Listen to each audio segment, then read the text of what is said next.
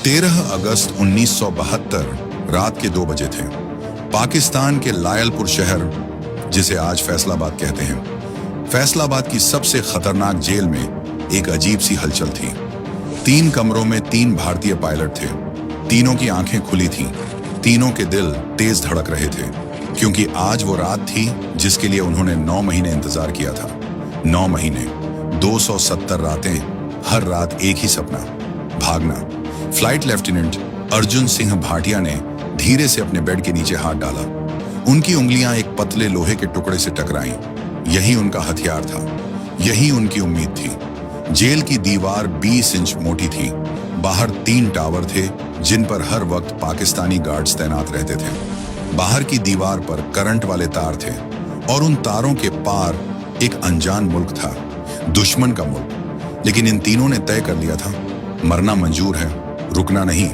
तो क्या वो उस रात भाग पाए? क्या वो कभी घर वापस पहुंचे? यह कहानी सुनने के बाद आपकी रूह कांप जाएगी, क्योंकि यह सिर्फ भागने की कहानी नहीं है।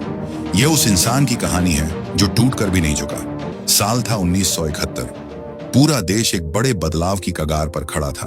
पाकिस्तान के 2 हिस्से थे उस वक्त, वेस्ट पाकिस्तान और ईस्ट पाकिस्तान। लेकिन ईस्ट पाकिस्तान में, जो आज बांग्लादेश है, पाकिस्तानी फौज ने जो जुल्म किए उसे याद करके आज भी इंसानियत शर्मिंदा होती है। वहां के आम लोगों को उनके ही देश की सेना मार रही थी। औरतें, बच्चे, बूढ़े, कोई नहीं बचा। लाखों लोग जान बचाने के लिए भारत की तरफ भागे। भारत ने जब उन बेघर लोगों की मदद करने का फैसला किया तो पाकिस्तान को इतना गुस्सा आया कि 3 दिसंबर 1971 की शाम को उसने बिना किसी चेतावनी के भारत के 11 एयरबेस पर बम गिरा दिए। बस उसी पल भारत ने भी ऐलान कर दिया, अब जंग होगी। और उस जंग में भारतीय वायुसेना के पायलटों ने आसमान में ऐसे कहर बरसाया कि पाकिस्तान की नींद उड़ गई। लेकिन आसमान में हर लड़ाई एक तरफा नहीं होती। कभी कभी दुश्मन की गोली भी निशाने पर लग जाती है, और जब कोई पायलट दुश्मन की जमीन पर गिरता है तो उसकी असली परीक्षा शुरू होती है। ऐसे ही 3 पायलटों की कहानी है यह। पहले pilot flight lieutenant Arjun Singh Bhatia. Arjun Singh Bhatia को सब अर्जी कहते थे। लंबे कद के, तीखे नैन नक्श वाले, हंसी उनके चेहरे पर हमेशा रहती थी।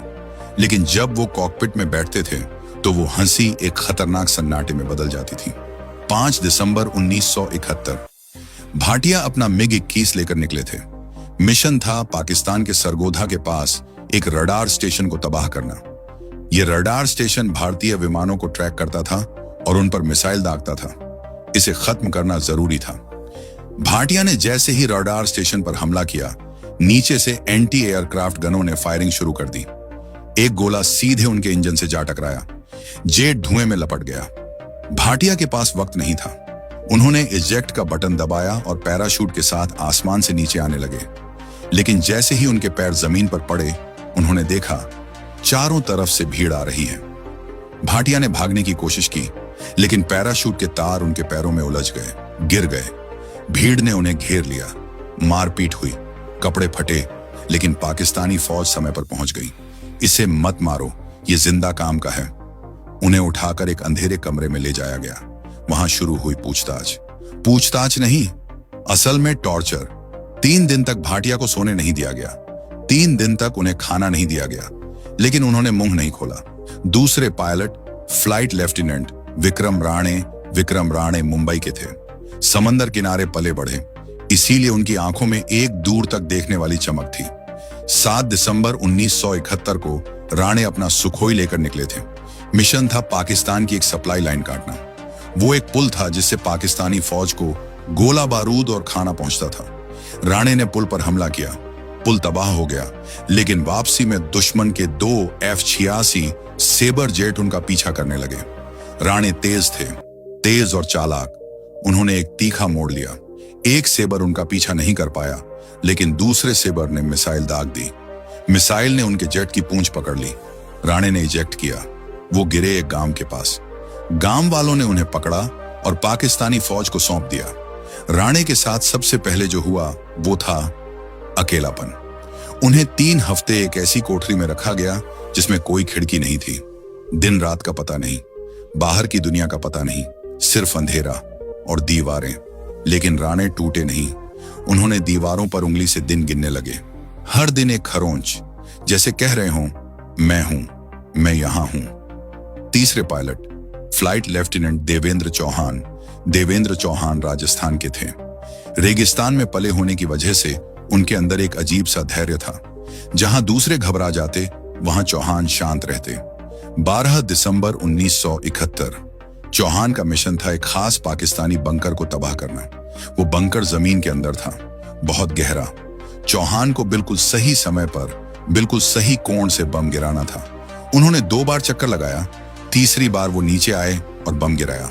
बंकर उड़ गया, लेकिन उसी वक्त एंटी एयरक्राफ्ट गन से निकला एक टुकड़ा उनके कॉकपिट के शीशे से घुसा और उनके बाएं कंधे में जा धंसा। दर्द इतना तेज था कि आंखें धुंधला गईं, लेकिन चौहान ने हाथ नहीं हटाया। उन्होंने जेट को वापस मोड़ने की कोशिश की, लेकिन इंजन ने साथ नहीं दिया। इजेक्ट। चौहान एक नहर के पास गिरे। कंधे में चोट थी, चलना मुश्किल था। पाकिस्तानी सैनिकों ने उन्हें आधे घंटे में ढूंढ निकाला। उन्हें जब अस्पताल ले गए तो पाकिस्तानी डॉक्टर को आदेश था, चोट का इलाज करो, लेकिन इतना ही करो कि मर न जाए, इससे ज्यादा नहीं। चौहान का कंधा ठीक से नहीं जुड़ा। महीनों तक दर्द रहा, लेकिन चौहान ने एक आंसू नहीं बहाया, एक आह नहीं निकाली। धीरे धीरे तीनों एक जगह पहुंचे, लायलपुर का POW कैंप। यह कोई आम जेल नहीं थी। यह जेल खास तौर पर POW यानी प्रिजनर ऑफ वॉर के लिए बनी थी। यहाँ की दीवारें 20 इंच मोटी थीं। हर सेल में एक बल्ब था जो 24 घंटे जलता रहता था, ताकि कैदी अंधेरे में कुछ कर न पाएं। हर 2 घंटे पर गार्ड्स राउंड लेते थे। बाहर की तरफ एक और दीवार थी, 15 फीट ऊंची, और उस दीवार पर करंट वाले तार। कुल मिलाकर यह एक ऐसी जगह थी जहां से भागना नामुमकिन था। लेकिन जब 25 दिसंबर 1971 को खबर आई कि पाकिस्तान ने सरेंडर कर दिया है और भारत जंग जीत गया है, तो सभी कैदियों की आंखों में चमक आ गई। अब तो जल्दी घर जाएंगे। लेकिन दिन बीतते गए, हफ्ते बीत गए, महीने बीत गए, कोई नहीं आया। राजनीति के पेच में उनकी रिहाई अटकी पड़ी थी। एक रात अर्जुन सिंह भाटिया ने धीरे से कहा, यार, अगर हम खुद नहीं निकले तो शायद सालों लग जाएंगे। राणी ने पूछा, क्या मतलब? भाटिया ने एक लंबी सांस ली और कहा, मतलब साफ है, हम भागेंगे। कमरे में सन्नाटा छा गया। चौहान ने खिड़की से बाहर देखा, गार्ड का साया दिख रहा था। फिर उन्होंने भाटिया की तरफ देखा और धीरे से कहा, बताओ, क्या सोचा है? उस रात वो तीनों सुबह तक बात करते रहे, और सुबह तक एक बात तय हो गई थी, यह तीनों भागेंगे या मरेंगे, बीच का कोई रास्ता नहीं। सबसे पहली जरूरत थी जानकारी, जेल का नक्शा, बाहर के रास्ते, बॉर्डर कहां है, अफगानिस्तान कितनी दूर है। इसके लिए उन्हें जेल के कमांडर मेजर इकराम उल्लाह का भरोसा जीतना था। मेजर इकराम उल्लाह पढ़ा लिखा आदमी था।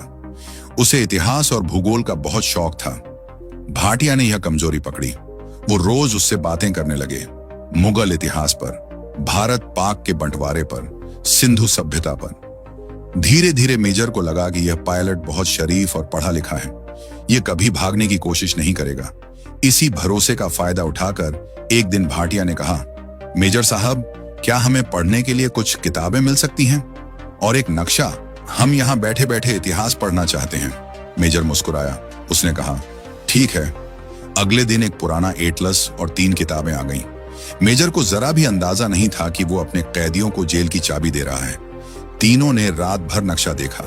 भाटिया ने समझाया, देखो, भारत का बॉर्डर नजदीक है, लेकिन वहां दोनों देशों की फौजें आमने सामने हैं, बारूदी सुरंगें हैं, वो रास्ता मौत का रास्ता है। राणे ने पूछा, तो फिर? भाटिया ने उंगली पश्चिम की तरफ रखी। अफगानिस्तान, चौहान ने कहा। लेकिन वो बहुत दूर है। भाटिया बोले, दूर जरूर है, लेकिन वहां के पहाड़ी रास्तों में न पुलिस है न चेक पोस्ट। वहां कबीले रहते हैं जो पाकिस्तान सरकार को ज्यादा नहीं मानते। हम वहां से छिपते छिपाते निकल सकते हैं। प्लान तय हुआ, रास्ता अफगानिस्तान। अब असली चुनौती थी जेल की 20 इंच मोटी दीवार तोड़ना, बिना किसी औजार के, बिना किसी शोर के, और बिना किसी को पता चले। औजार जुटाना। एक दिन जेल में नलसाज आया पाइप ठीक करने। चौहान उसके पास गए, बातें शुरू की, उसका ध्यान भटकाया, और जब वो नलसाज पाइप की तरफ झुका, चौहान ने फुर्ती से उसकी बेल्ट से एक छोटी छेनी खींच ली। दूसरे दिन एक गार्ड अपना टिफिन छोड़कर किसी काम से चला गया। राणे ने चुपचाप टिफिन से एक मोटा चम्मच निकाल लिया।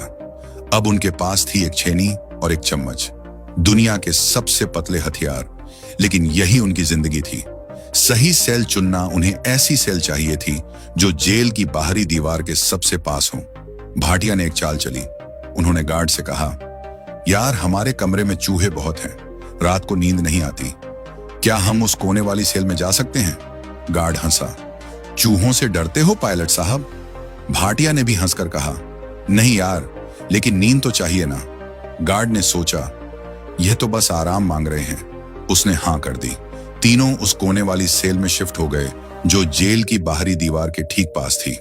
पहली रात के 12 बजे भाटिया बेड के नीचे घुसे, छेनी उठाई और दीवार पर पहली बार छेनी चलाई।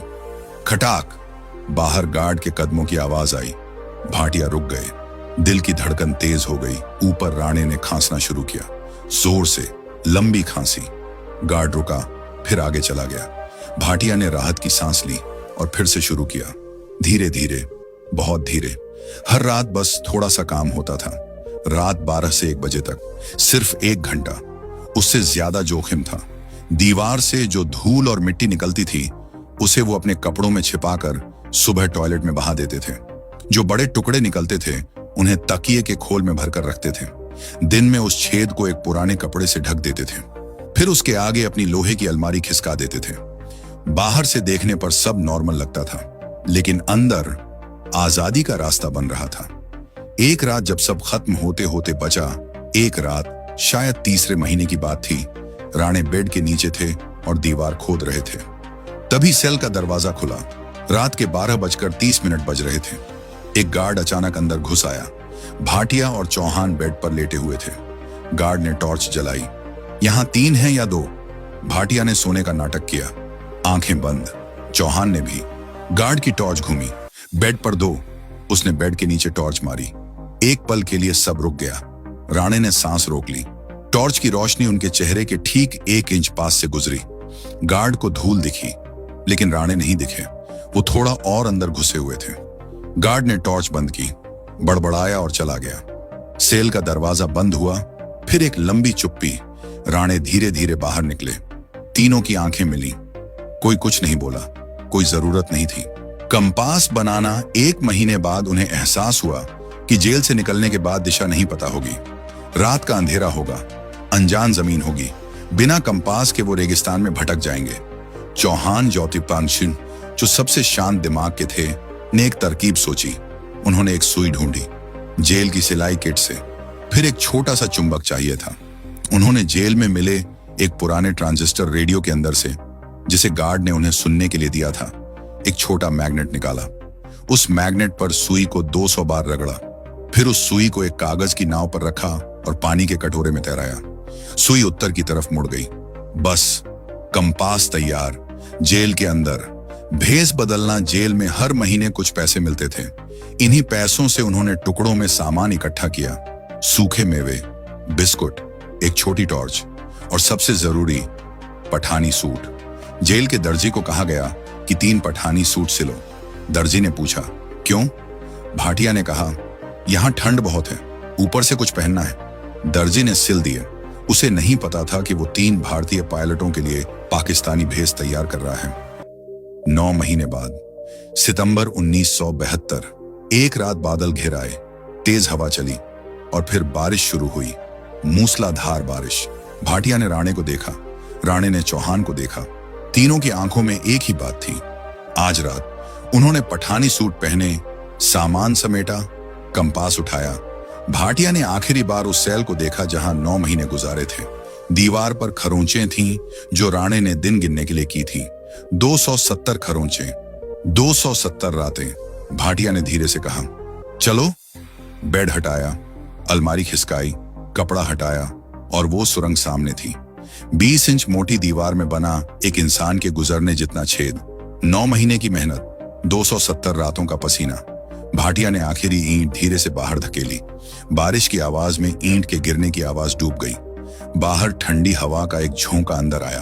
पहले राणे निकले, रेंगते हुए, फिर चौहान। उनके कंधे में अभी भी दर्द था, लेकिन वो बाहर आ गए। आखिर में भाटिया। जैसे ही भाटिया बाहर निकले, उन्होंने देखा दीवार